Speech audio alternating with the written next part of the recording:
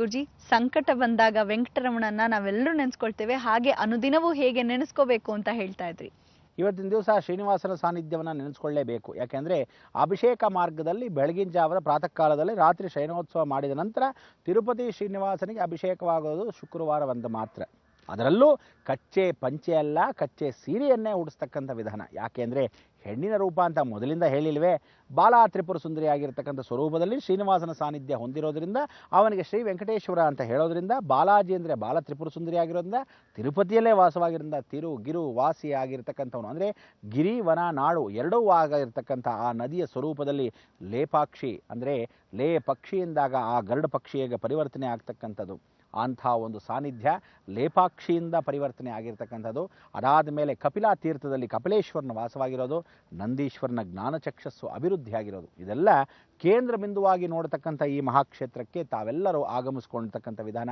ಇದನ್ನು ದರ್ಶನ ಮಾರ್ಗದಲ್ಲಿ ಶ್ರೀನಿವಾಸನ ಎಲ್ಲ ಸಾನ್ನಿಧ್ಯದಲ್ಲಿ ಅವನ ಅಭಿಷೇಕ ಹೇಗೆ, ಅವನ ಪೂಜೆ ಪುನಸ್ಕಾರ ಹೇಗೆ, ಅವನಲ್ಲಿರ್ತಕ್ಕಂಥ ಅಲಂಕಾರ ಹೇಗೆ. ಅದಕ್ಕೆ ಅಲಂಕಾರ ಪ್ರಿಯ ವಿಷ್ಣು ಅಂತ ಹೇಳ್ತೀವಿ. ವಿಷ್ಣುವಿಗೆ ಅಲಂಕಾರ ಆಹಾ ಓಹೋ ಅಂತ ಇರ್ತಾನೆ. ಈ ಸಲ ನೋಡಿದಾಗ ಅಯ್ಯೋ ಇಲ್ಲಿ ಮಾತ್ರ ಇದೆಯಲ್ಲ ಹೂವು, ಆ ತೋಟದಲ್ಲಿ ಇತ್ತಲ್ಲ ಯಾಕೆ ತಂದು ಹಾಕಿಲ್ಲ ಅಂತಾನೆ. ಅದಕ್ಕೆ ವಿಷ್ಣುಗೆ ಎಷ್ಟು ಹೂ ಹಾಕಿದ್ರು ಅಷ್ಟೇ ಆನಂದ. ಅದಕ್ಕೆ ನೀವು ಆ ಶ್ರೀನಿಧಿಯ ಸಂಕೇತಕ್ಕೆ ಹೋಗಬೇಕಾದ್ರೆ ಅವನ ಸಾನ್ನಿಧ್ಯ, ಅವನ ಅಲಂಕಾರ, ಅವನ ಅಭಿಷೇಕ ಎಲ್ಲವನ್ನು ನೋಡೋಕ್ಕೆ ಆನಂದ ಪಡಬೇಕು. ಅದಕ್ಕೆ ಎಂದರೋ ಮಹಾನುಭಾವುಲು, ಅಷ್ಟೆಲ್ಲ ಮಹಾನುಭಾವುಗಳು ಅವನ ಪೂಜೆ ಮಾಡಿದ್ದಾರೆ. ಎಷ್ಟೋ ಮಹನೀಯರು ಅಲ್ಲಿ ಬಂದು ಹೋಗಿದ್ದಾರೆ.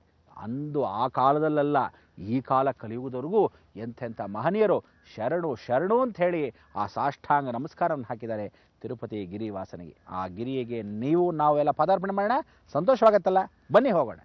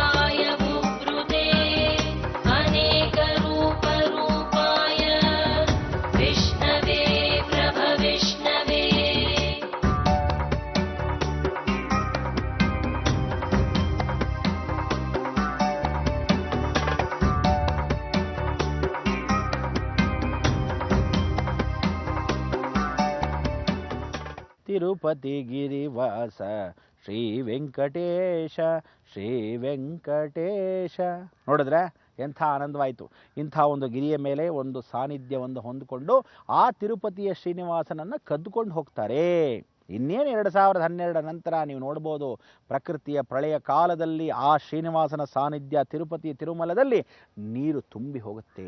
ನೀರು ಎಷ್ಟು ಚೆನ್ನಾಗಿ ತುಂಬತ್ತೆ ಅಂದರೆ ಮುಳುಗಿ ಹೋಗ್ತಕ್ಕಂಥ ತಿರುಮಲ ಕ್ಷೇತ್ರದಲ್ಲಿ ಪಾಪಾತ್ಮವು ಹೆಚ್ಚಾಗತ್ತೆ, ಮೋಹಮಾಯಗಳು ಹೆಚ್ಚಾಗತ್ವೆ. ಜಗತ್ತಲ್ಲಿ ಇರತಕ್ಕಂಥ ಅಷ್ಟು ಜಲವಾಸಗಳು ಸಪ್ತಗಿರಿಯಲ್ಲಿ ಸೇರುತ್ತೆ. ಈ ಜಲದಿಂದ ಬಂದಿರತಕ್ಕಂಥ ಲೇಪಾಕ್ಷಿಯಿಂದ ಪಕ್ಷಿಗಳನ್ನು ಪರಿಪೂರ್ಣವಾಗಿ ಇಲ್ಲಿ ಸಮೃದ್ಧವಾಗಿರ್ತಕ್ಕಂಥ ಉಗ್ರವಾಗಿರ್ತಕ್ಕಂಥ ಶ್ವಾನಗಳು, ಉಗ್ರವಾಗಿರ್ತಕ್ಕಂಥ ವ್ಯಾಘ್ರಗಳು, ಉಗ್ರವಾಗಿರ್ತಕ್ಕಂಥ ಆನೆಗಳು ಎಲ್ಲವೂ ಹೆಚ್ಚಾಗತ್ತೆ. ಇಲ್ಲಿ ಹೆಚ್ಚಾದ ಸಮಯದಲ್ಲಿ ಏನಾಗುತ್ತೆ, ಜೀವನ ವಿಮುಕ್ತಿಯನ್ನು ಪಡಿತಕ್ಕಂಥ ಪ್ರತಿಯೊಬ್ಬ ಮನುಷ್ಯನಿಗೆ ಶ್ರೀನಿವಾಸನ ಸಾನ್ನಿಧ್ಯ ಹೊಟ್ಟೋದಾಗ ನಾವುಗಳೆಲ್ಲ ಏನು ಮಾಡೋಕ್ಕಾಗತ್ತೆ. ಅದಕ್ಕೆ ಕೊನೆಯ ಅಂತಿಮ ದರ್ಶನ 2012 ನೀವು ಮಾಡ್ತಾ ಇರಿ. ಈಗೋ ನಾನು ಬಂದೆ, ಅದರ ವಿಚಾರವನ್ನು ಸೂಕ್ಷ್ಮವಾಗಿ ತಿಳಿಸ್ಕೊಡ್ತೀನಿ.